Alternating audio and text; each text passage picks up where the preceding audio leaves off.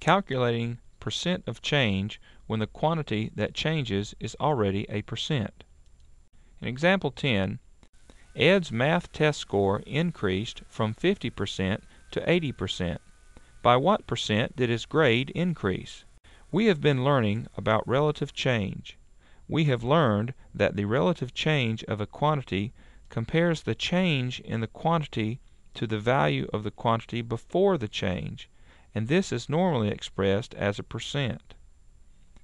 We also learned that the relative change of a quantity uses the original or previous amount as the reference quantity.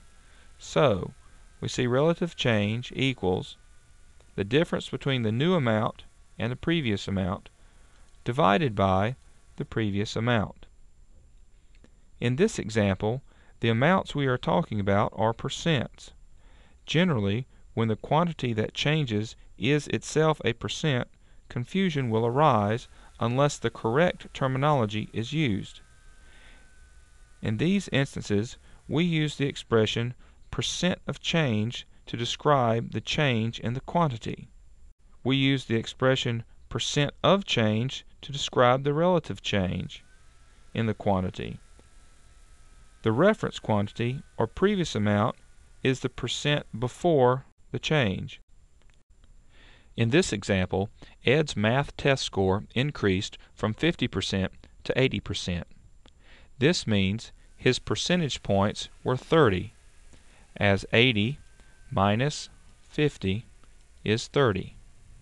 We'll need to divide these percentage points by the original percent of 50 in order to get Ed's percent of change. So his percent of change is 30 divided by 50, which can be reduced to 3/5, which is equivalent to 0.6.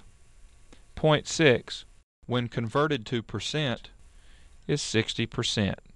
So, Ed's grade increased by 30 percentage points, which is a percent change or relative increase of 60%.